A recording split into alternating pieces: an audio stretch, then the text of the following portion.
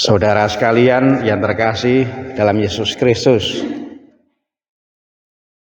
jalan raya yang ada di sekitar kita ini, terutama kalau sore, padat. Tentu kita bisa mengerti karena ada begitu banyak orang yang mudik, yang pulang kampung. 2 hari yang lalu saya mencermati, kendaraannya itu semua memang berjalan tetapi merayap, lalu macet. Mengapa? Karena ada kendaraan yang nyerobot sehingga kemudian menutup. Padahal kalau kita renungkan, nyerobot itu untungnya apa sih? Dan kalau untung itu seberapa? Apakah itu setimpal dengan dampak yang muncul?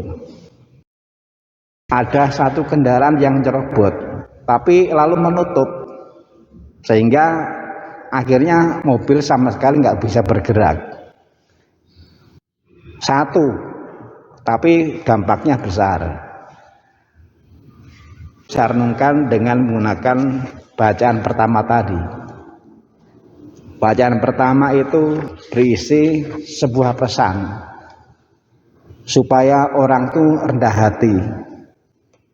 Yang rendah hatilah yang berkenan bagi Tuhan. Kalau saja kebersamaan ditandai dengan sikap yang rendah hati, tentu akan menjadi berbeda kalau kebersamaan dinodai oleh satu kendaraan yang nyerobot.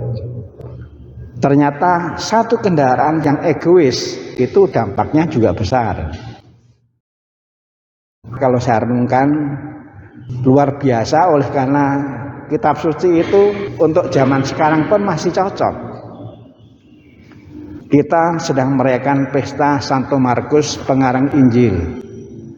Kita disadarkan bahwa kita ini seperti apapun juga dipercaya oleh Tuhan untuk menjadi pewarta Injil. Lalu bacaan pertama itu isinya adalah, inilah salah satu bentuk pewartaan Injil, yaitu rendah hati. Orang yang rendah hati adalah orang yang juga menghargai kebersamaan. Orang yang rendah hati adalah orang yang jangan menjadikan diri sendiri sebagai pusat, seakan-akan hanya diri sendiri yang perlu dibela. Kita hidup dalam kebersamaan.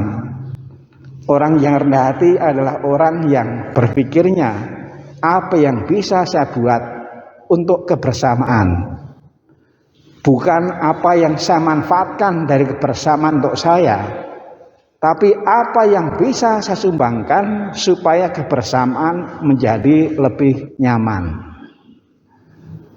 Tempat-tempat umum termasuk jalanan itu juga bisa menjadi sarana untuk mewartakan sikap rendah hati.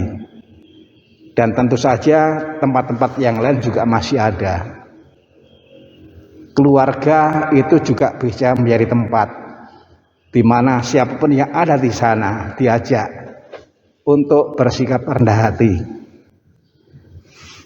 Kita belajar dari bagaimana orang berkendaraan di jalan raya.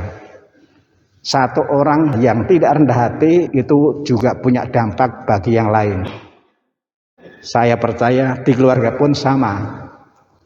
Memang keluarganya keluarga besar, tetapi ingat, ada satu saja yang tidak rendah hati itu juga bisa berdampak besar bagi yang lain. Semoga firman-Mu pelita bagi kakiku dan terang bagi jalanku. Semoga firman yang berupa ajakan, mari wartakan sikap rendah hati, juga menuntun kita menggunakan hidup untuk mewartakan Injil, mewartakan sikap rendah hati dimanapun kita berada. Tuhan memberkati.